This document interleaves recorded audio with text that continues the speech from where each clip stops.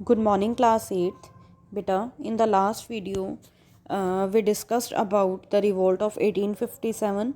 हमने इसके causes read किए थे. Now, we are going to read the next chapter. Today, we are going to read about the important persons जिन्होंने 1857 के revolt में अपनी बहुत बड़ा जो रोल था वो निभाया था. फर्स्ट इज़ बख्त खान जिन्होंने बेटा दिल्ली को कैप्चर किया था, दिल्ली को अपने कब्ज़े में किया था. सेकंड थे नाना साहब जो थे वो कानपुर से इस रिवोल्ट को सपोर्ट कर रहे थे.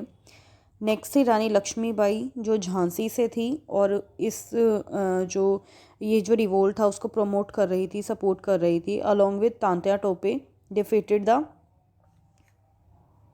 रानी लक्ष्मीबाई जो थी वो तांत्या टोपे के साथ मिलकर इस रिवोल्ट को झांसी से प्रमोट कर रही थी.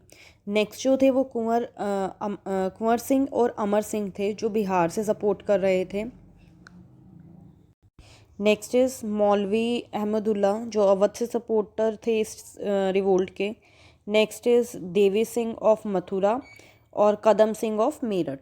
ये सब लोग जो थे इन्होंने इस रिवोल्ट को सपोर्ट किया था. सप्रेशन होता है बेटा दबाना. इस रिवोल्ट को मतलब किन किन लोगों ने दबाने की कोशिश की. दिल्ली में इसको जॉन निकोलसन एंड हडसन ने दबाने की कोशिश की.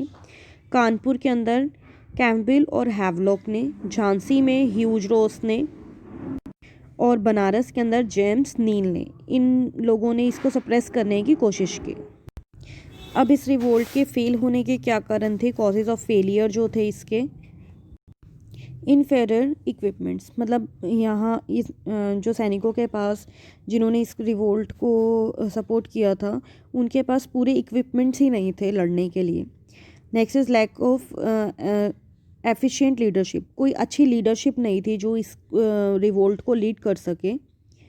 Indian small kings provide active support to the Britishers. अब यहाँ की जो छोटी छोटी किंगडम्स थी वो क्या कर रही थी, वो ब्रिटिशर्स को पूरी तरह से सपोर्ट करने लग गई थी. इंडियंस का सपोर्ट करने की बजाय वो पूरी तरह से ब्रिटिशर्स का सपोर्ट कर रहे थे. इसलिए ये मेन रीज़न थे इसके फेलियर के.